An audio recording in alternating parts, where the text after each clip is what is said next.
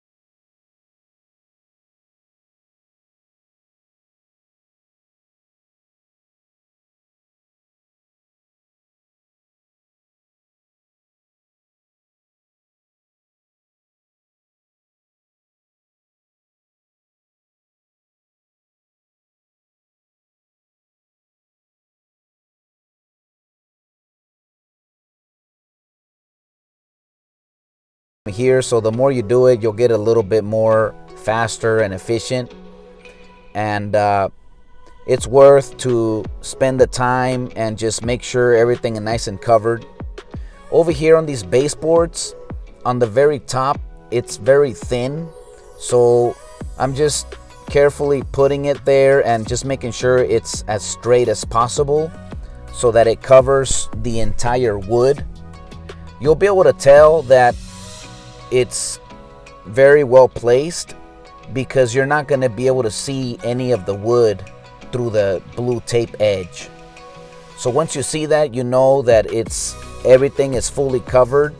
So when you go to paint with your brush along that, you're not gonna, you're gonna have a beautiful straight line. So this is the results after I taped everything around the main sliding door area. This long window over here, there was a piece of tape there that got loose, but I just put it back up and it stayed in place.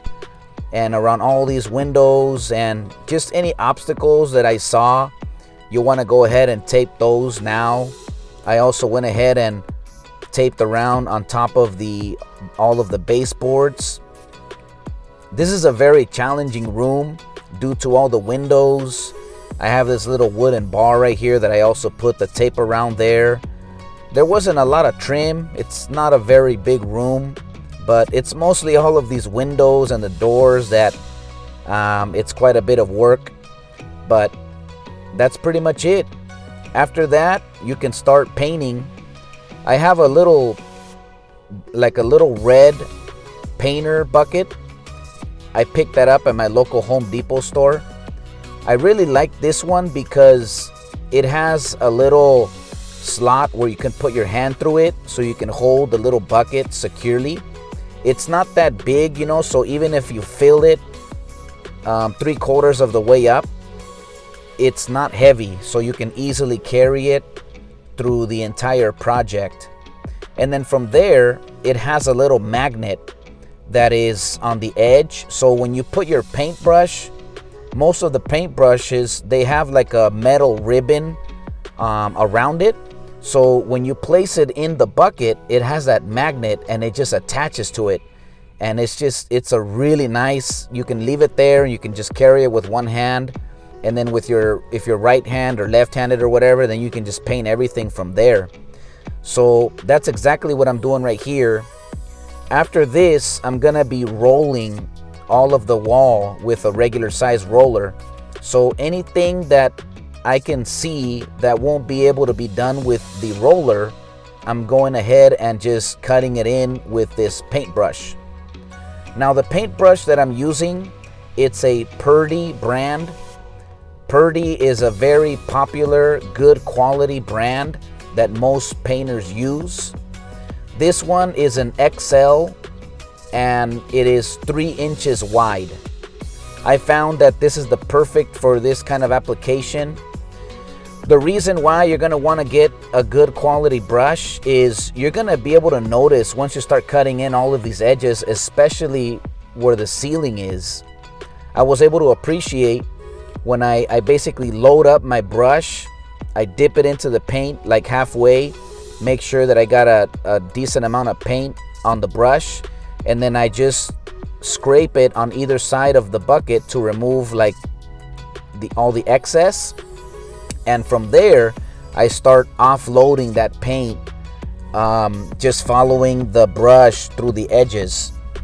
And those bristles, you know, they're just, I mean, it's amazing how it helps you a lot to get those straight edges, even when you don't have the blue tape like up on the ceiling. But anywhere else, you know, like around all the windows, you don't have to worry about like going straight, creating a straight edge with your brush, because you're just gonna paint up against the blue tape. But over here, like along this angled ceiling edge right there, I am just going carefully. But like I said, this brush is so amazing. I'm just kind of pushing it against where the wall meets with the ceiling, and I just glide it across, and it just does its work. It helped me to make a really nice professional clean edge. And overall, at the very end, I'll show you the results. Everything turned out amazing. Honestly, I mean, it even turned out better than a lot of painters would do, because sometimes, you know, if you hire a professional,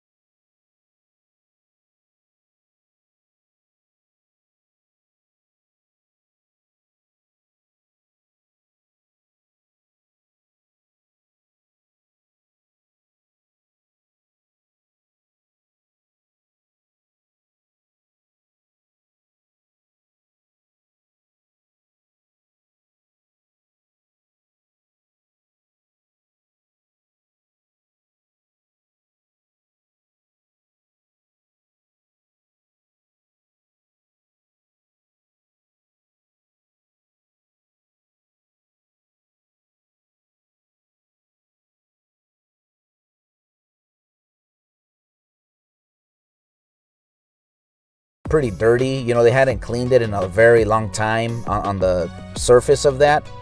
So I just got like a wet rag and I removed all of that dirt and whatever, the dust that was there from the fan kicking everything up there. And I let it dry a little bit, and then I painted everything. But that one's pretty much taken care of there. So this is the results after I cut in all of the edges. Like I said, I try to get in as much as possible. So the only thing that will be left after this is to run the roller.